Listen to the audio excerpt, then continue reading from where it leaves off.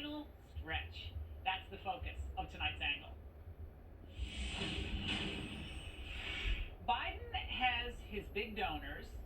He has his political consultants. Of course, he has his Hollywood celebrities and his Silicon Valley billionaires. But we all know that the man himself inspires zero excitement among the voters. For Democrats, he's just the un-Trumpian necessity of the moment. Now, by contrast, millions of Americans, they would walk across glass to vote for Donald Trump. They'll line up by the hundreds of thousands this week when you add it all up at his rallies across the Midwest, the Sun Belt, and in states like Pennsylvania. Well, and for good reason, right? I mean, his America First agenda, it helped raise median wages by about $6,000. He kept us out of stupid wars. He took on China, he strengthened our border, and although the media won't admit it, he handled the pandemic better than Europe. Ooh, lots happening in Naples, Italy tonight. Check it out. Oh, and another reason. Voting for Biden would mean you would be aligning yourself with some of the most condescending snobs on the face of the planet. I think Trump did himself good with his base tonight. The question for America is how big that base is. There is a lizard brain in this country. Donald Trump is a product of the white man's, the anguished, nervous white guy's lizard brain.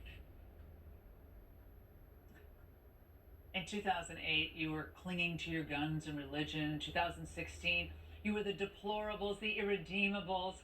And in 2020, a vaunted historian says you're just a bunch of racist lizard brains. Lizard brains is the quote. Racist is obviously implied. And of course, Biden agrees. Don't fall for the whole homespun, I'm from Scranton and I wrote Amtrak nonsense. He's just a hologram for the real power base. His real power base, who is it? Well, it's the donors. And they have no use for people in flyover country. Well, unless they speak Mandarin, maybe. Biden's puppet masters, they know that their candidate can't beat Trump's economic record, and they don't even pretend otherwise. And they know they can't compete with Trump's record for African Americans or Hispanics, so instead, they throw down their worn-out racism card. And they repeat the Trump Charlottesville, good people on both sides lie, then they pivot to the gassing of protesters in Lafayette Park lie, and so on and so forth. And their media poodles breathlessly regurgitate it all day in and day out with these pained expressions on their face. They never smile. Now, in essence, the Democrats' uplifting argument for Biden comes down to this. Hey, lizard brains, check your white privilege and vote for Joe. And if you don't, you're going to be branded a racist. If you put a Trump sign on your yard, well, you're going to be targeted. If you go to a Trump rally, you might as well wear a white hood. These insinuations, these attacks, they're beyond cynical. It's not just, hardball politics. These are flat out lies. It's actually evil. The forces propping up Biden do not want you to know the truth. And they'll spend billions to prevent you from getting the truth. But it's not just that. Like this man, Duke Tanner, just pardoned by President Trump, who was serving a 20-year sentence for a nonviolent offense. President Trump, I just want to thank you for giving me a second chance and believing in me and reading my petition. I'm just so thankful. It's just 20 years ago, I fought at the Trump Casino, and now you signed to give me clemency. First, I didn't know it was real until I was able to bring and touch this little guy right here. I left him when he was 2 years old, President Trump. You reunited me back to my family. I lost my mother and my father, but I got him. And this is what I live for. Thank you, President Trump. I cried when I watched that entire video. Watch it if you can. Go online and see it. Like, who among us hasn't needed a second chance in life? Biden and Obama had 8 years to get something done on criminal justice reform and give a lot of people second chances, and they didn't. And yet Joe claims that he has the patent on the decency vote. What is on the ballot here is the character of this country. Decency, honor, respect, treating people with dignity, making sure that everyone has an even chance. And I'm going to make sure you get that. You haven't been getting it the last 4 years. It's just so shallow.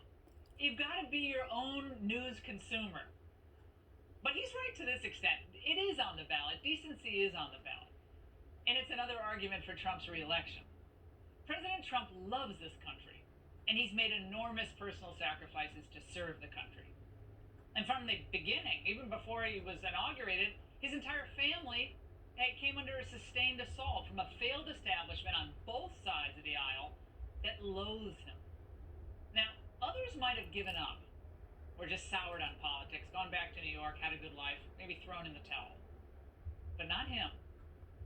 Through it all, he's continued to celebrate the United States and its history. He's defended our monuments and our cities. He's put conservative, talented men and women on the federal bench, including soon-to-be Associate Justice Amy Coney Barrett on the Supreme Court. And anyone who claims to be pro-life and yet isn't supporting him is a complete and total phony. He's done more to promote the pro-life cause than any president in U.S. history. Now compare that to Vice President Biden, who stands with the callous butchers who profit off abortion on demand. Biden supporters include many who despise this country, who believe that our whole history, from beginning to end, is nothing more than a sorry saga of racism. There is institutional racism in America. And we have always said, we've never lived up to it, that we hold these truths to be self-evident. All men and women are created equal. But guess what? We have never, ever lived up. That was an unbelievable thing ever. Nothing we've done has even taken a step toward redeeming the sin of slavery. Nothing. Even the election of Barack Obama, I guess that didn't count either.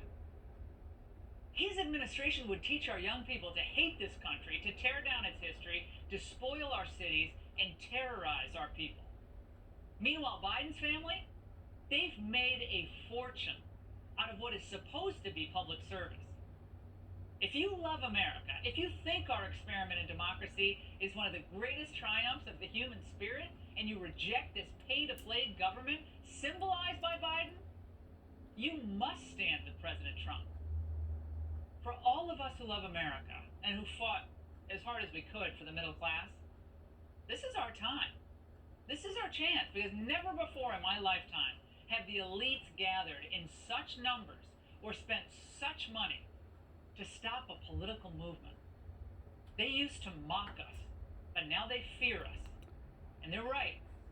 They had their chance to govern this country for decades, and they blew it. So let them spend their billions on propaganda. Let them spread their lies.